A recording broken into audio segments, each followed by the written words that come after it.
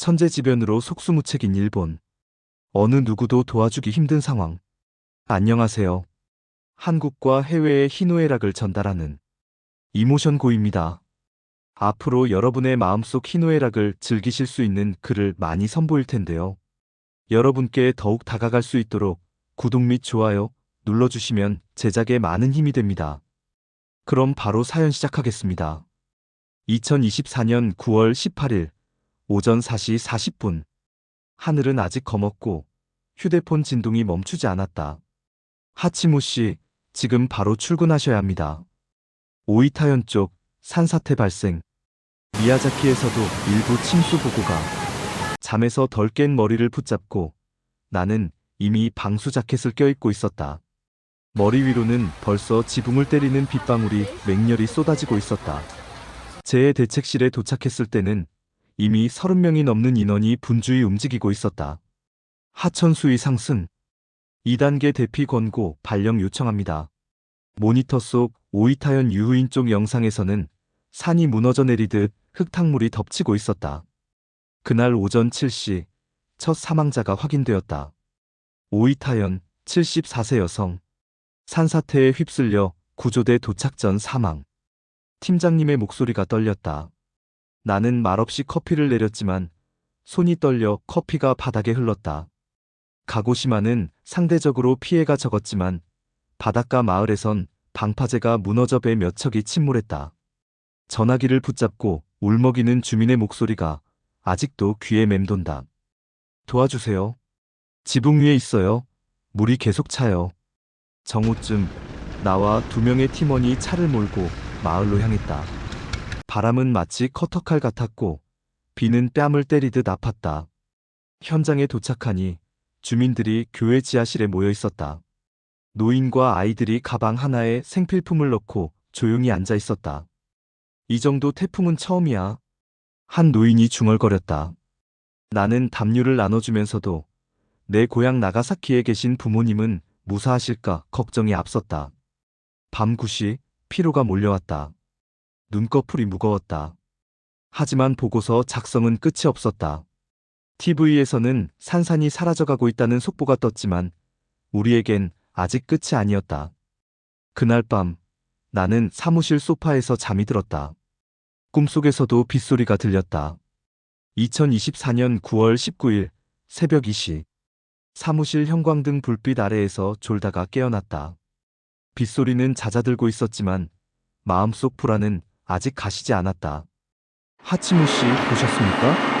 한국 구조대가 오늘 낮에 도착한다고 합니다. 동료 하나가 조심스럽게 내게 휴대폰 화면을 보여줬다. 뉴스 기사엔 이렇게 적혀 있었다. 대한민국, 일본 규슈 태풍 피해에 구조대 파견 민간 지원도 속속 도착. 나는 눈을 의심했다. 서해를 넘어온다는 그들. 낯선 나라에서 이 새벽에 우리를 돕기 위해 오는 사람들이 있다는 사실이 믿기지 않았다. 정오. 미야자키현의 피해 지역 근처 임시 구조본부. 비가 먹고 흐린 하늘 아래 노란 유니폼을 입은 구조대원들이 천막 아래서 장비를 정비하고 있었다. 그들 옆에는 박스를 들고 나타난 또 다른 무리. 한국 NGO 봉사자들이었다. 이거 물입니다. 식사도 조금 준비했어요. 서툰 일본어였지만 그 말은 우리에게 그대로 통했다. 나는 생수 한 박스를 들고 있던 젊은 대원의 얼굴을 보았다. 땀에 젖은 이마, 비에 젖은 셔츠. 멀리서 와주셔서 감사합니다. 그가 멋쩍은 미소를 지으며 고개를 숙였다. 이럴 땐 서로 도와야죠. 이웃이니까요.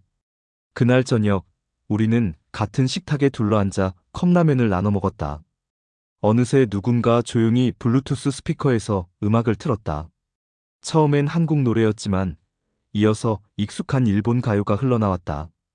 지친 모두가 말없이 듣고 있다가 한 일본 할머니가 손뼉을 치며 말했다. 이 노래 내 젊을 때 들었어요. 당신들도 아세요? 누군가는 웃었고 누군가는 눈물을 닦았다. 피해의 한가운데 언어는 다르지만 마음이 통하는 순간이었다. 밤이 깊어가던 어느 순간 나는 작은 수첩을 꺼내 그날의 기록을 남겼다. 바다는 멀지 않았다. 손은 닿았다. 이웃은 서로의 울음을 닦아줄 수 있다. 2024년 9월 20일 오후 4시 13분 미야자키현의 한 외곽 마을, 고요한 논밭 사이로 삐죽이 솟은 지붕 하나. 마을 어귀로 들어서자 주민 한 사람이 헐레벌떡 달려왔다. 저기요.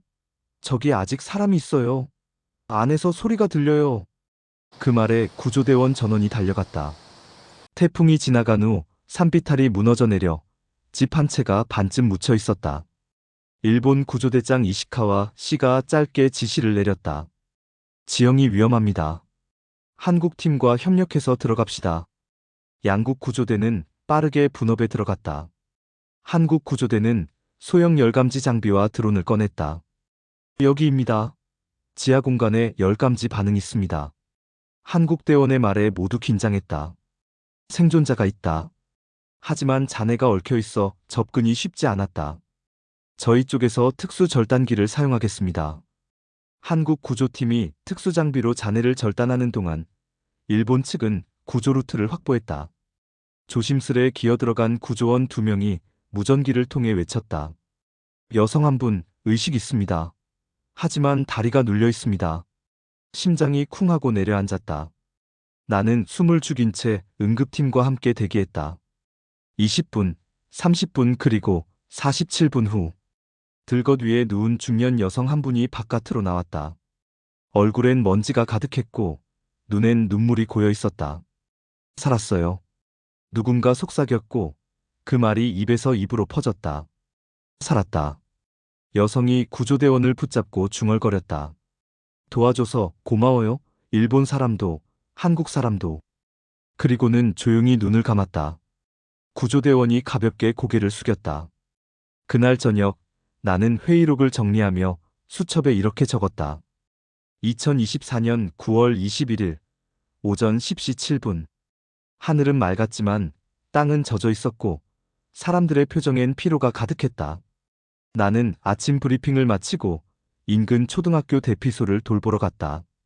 어제 구조된 사람들, 이웃 마을에서 넘어온 가족들, 그리고 아이들이 모여 있었다. 조용히 걷다 보니 복도 끝에서 종이접기를 하고 있는 한 소년이 눈에 들어왔다. 고사리 손으로 종이약을 접으며 그는 혼잣말을 했다. 우리 집 없어졌지만 엄마는 살아있어서 다행이야. 아이의 목소리는 놀랍도록 담담했다. 나는 다가가 앉았다. 그 학은 누구 줄 거야? 아이는 고개를 들고 말했다. 한국에서 온 누나요. 어제 나한테 밥 줬어요. 잠시 후 급식실 옆 구석에서 그 누나를 만났다. 김지은, 27세, 한국 적십자 소속 자원봉사자. 작은 체구의 얇은 웃음, 쉴 틈 없이 도시락을 나르고 있었다. 어제 저녁에 도시락 모자라서 제 밥반을 아이한테 줬어요. 어린애들이 먼저 먹어야 하잖아요. 말투는 평범했지만 그 속엔 깊은 애정이 담겨 있었다.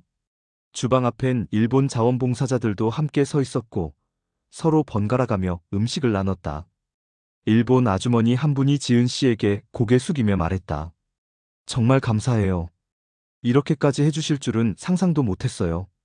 지은 씨는 고개를 저었다. 지금은 그냥 사람이 사람을 돕는 시간이에요. 그뿐이에요. 나는 복도로 나와 잠시 하늘을 올려다봤다. 처음으로, 정말 처음으로 태풍 이후 이 마을이 다시 살아날 수 있겠다는 희망이 느껴졌다. 그날 수첩에 나는 이렇게 적었다. 국경이 없었다. 오직 마음이 있었다. 한국이 손을 내밀었고 일본은 그 손을 잡고 눈물을 흘렸다. 이 감동은 잊지 못할 것이다. 한국이 도와줘서 우리는 살아갈 용기를 되찾았다. 태풍이 지나간 자리엔 말할 수 없는 흔적들이 남았다. 무너진 집들, 떠내려간 마을, 그리고 무엇보다 사람들의 마음속에 남은 깊은 상처.